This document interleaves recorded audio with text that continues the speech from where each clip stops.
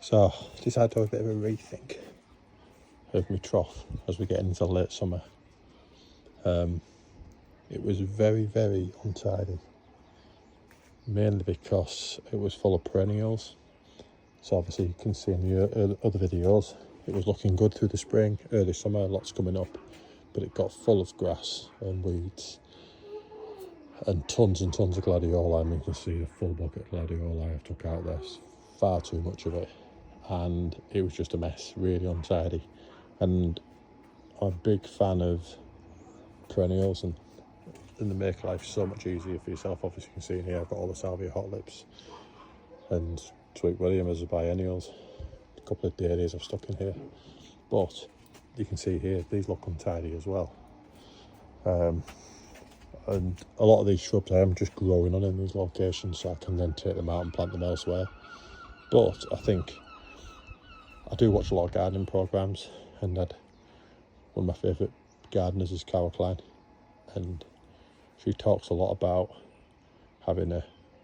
doing your beds in spring, lifting it all back out, clean up your bed, put some fresh compost in, tidy it up, and then have a summer bed.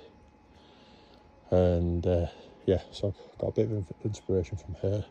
Full bag of manure in there, full bag of compost in there, well rotten manure, so it's not fresh, it's old. And then I've just used what I already had in pots in the garden to fill in there. So I've got 3 dahlias at the front, all different shades, all different colours. Left a couple of gladioli in while they're flowering, put an anemone in there as well, a couple of echinaceas. Got room for a couple more plants, but for now I'm just getting a bit done. And I've got a lot that I've took out. I'm going to just pop back up, like some geraniums, veronicas. A few I've just used this bed here to as a spare bed where I just grow things on and then take it all out later. So I might put some of it into there. But I've got an Achillea there, so a few of these will come out and get potted on, and then I'll pot them elsewhere. Probably next year now, or the end of the season. So yeah, but it just looked better, much fresher, a lot better. Another thing I've been doing is the hanging baskets. So obviously my garden is absolutely spot on south, dead south, the back. And it's been a really hot year this year, really hot. So some things have done really well on the borders, some things have suffered a bit, but all in all I'm really pleased with what's happened.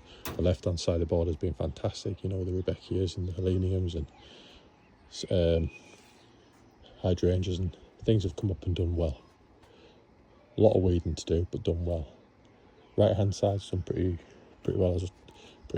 I've done a bit of moving around earlier on, put some Achilleas further back into there, put a couple of my trees that were in pots into the ground, Lex Magnolia there, put a cherry tree into the ground at the back, and my Sambuca's now there. And this had to be done because I was just suffering badly in the pot. I just couldn't keep them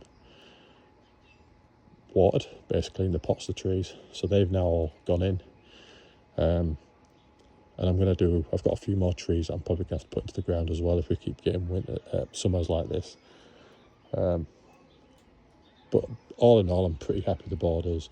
This is the first year the roses have done pretty well. I've got plenty of roses on, a lot more growth and more establishment needed. The hydrangeas in there are pretty young, but eventually all the hydrangeas will grow up with them, and it should be a really nice, compact back border of roses and hydrangeas eventually, but that'll take time.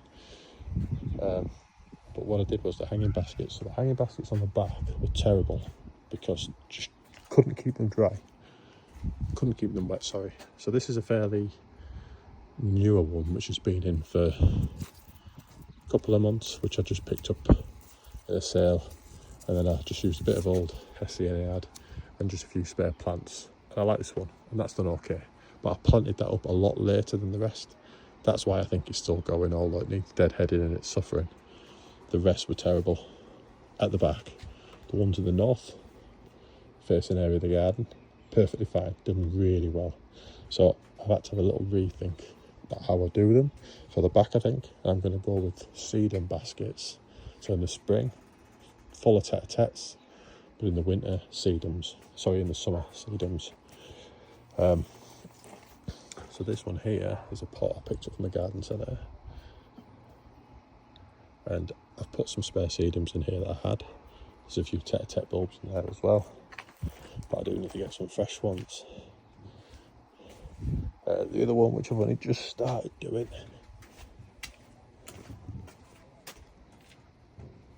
again, there's a few in there. I've got a lot more I can put in. And then this, I'm using a different liner. It's like a Velcro.